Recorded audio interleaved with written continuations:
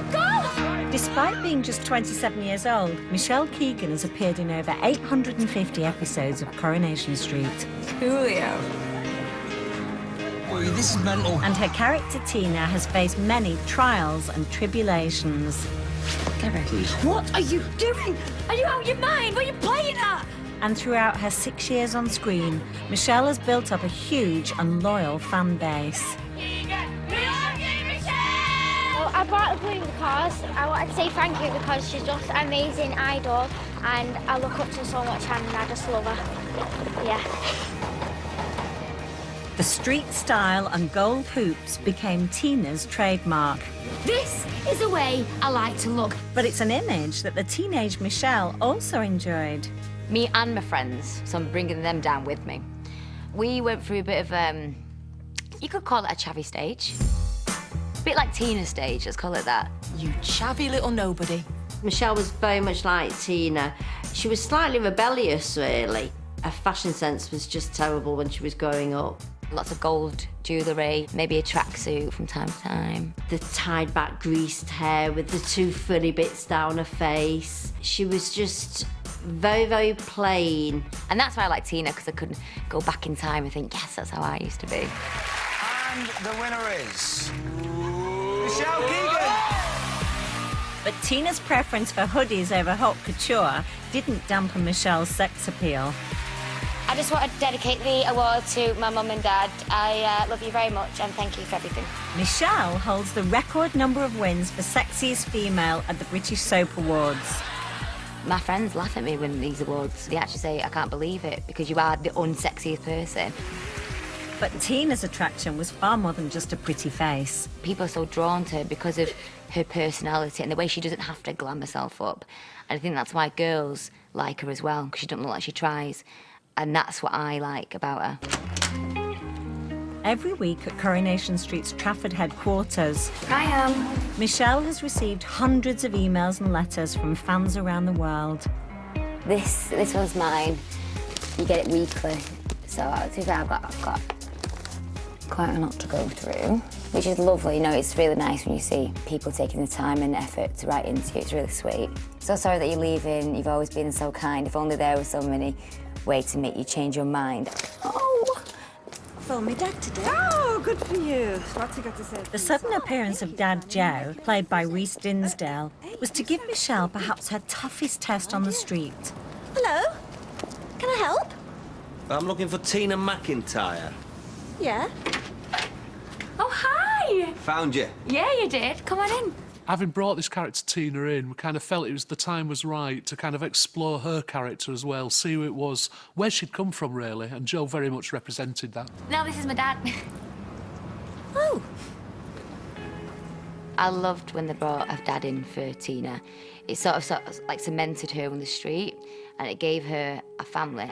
Your mother rang, which made me think, why don't I change my number? I think it was really nice to see Rhys and Michelle get together as a father and daughter, because instantly the chemistry was unreal. They were fond of each other and they cared about each other, and I think that showed on screen. Anyway, you don't need rescuing. As if. But it's nice to see you, though. And you, love. But trouble lay ahead due to Joe's addiction to drugs. He's been on the gear. Father's been arrested. We're taking him in for the interview. Please! Come on, sweet son. Come on. Michelle Keegan's such a brilliant actress, and some of those scenes are just so nuanced and subtle and clever, and made people cry. Hush, little baby, don't say a word. Your daddy's gonna buy you a mockingbird. Michelle's best storyline, it has to be when her dad died. Please, please. Come on. She got given them scripts and blew us away.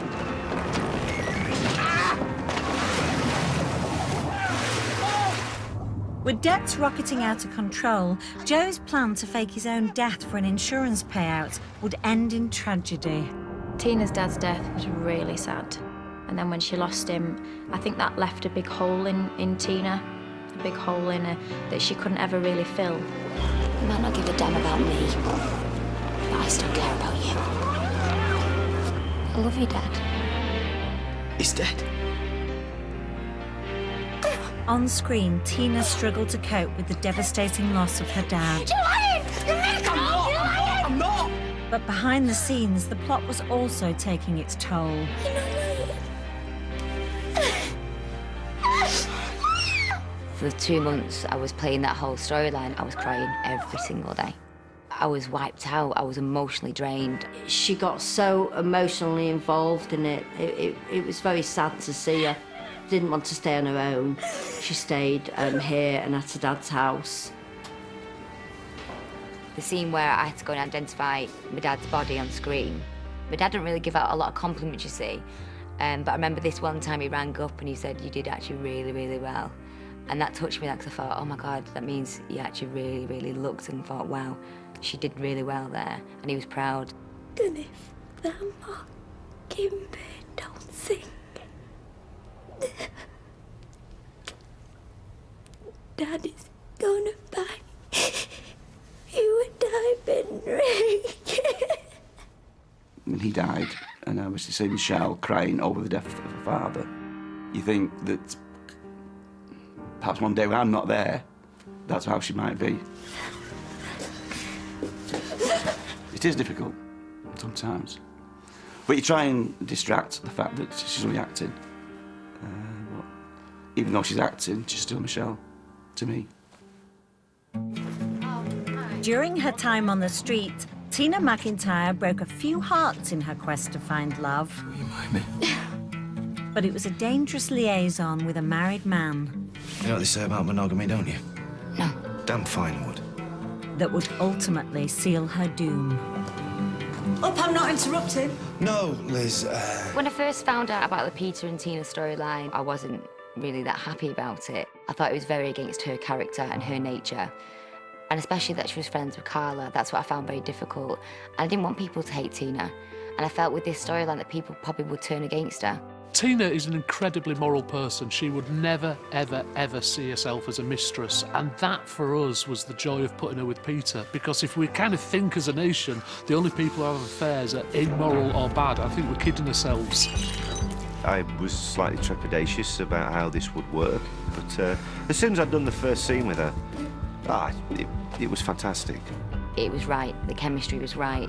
And it wasn't just all about the affair. It was a bit more than that. We got emotionally involved with each other. I love you. Over the last few months, we've seen Tina's illicit affair with Peter spiral out of control. No, don't touch me! And when Carla's brother Rob rumbled the secret... Huh? You having an affair with Tina? What? The stage was set for one of Coronation Street's most dramatic exits. You won't say anything. Watched behind the scenes by Michelle's fiancé, Mark Wright. Michelle's loved every single minute at Corrie, because this has been her life for 6 years. You know, this was a dream job for someone like Michelle. Now let me go. Let me go! Not until you promise me! She's doing the stunt. She's doing the stunt. Get away!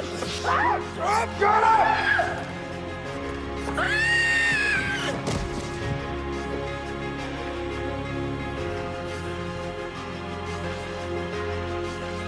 Action.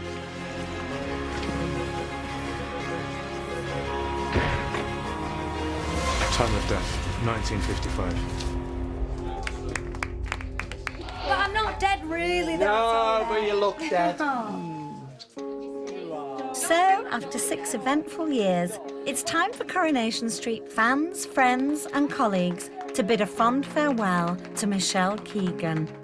Good luck, Michelle. Wish you all the luck and love in the world.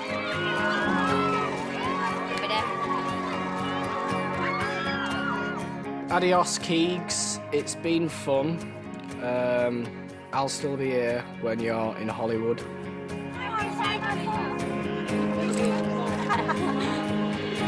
The best of luck, not that you need it, because you are stunningly beautiful and very talented, and don't forget it. Love you very much. Bye. I will miss you so much, and I love you, and I don't want that last scene to ever happen. What a wuss. Oh, don't cry. Are you you crying because I'm going or because Tina's dead? This is the only job I've ever done in my life. And I could stay here till I'm 80, believe me, I could. But I just thought, you know, I don't look back in 10 years' time and think, what if? Could I have done something else? Because I made the leap to go into acting in the first place, well, that's how you should live your life, isn't it? You should take these chances because you don't know what's around the corner.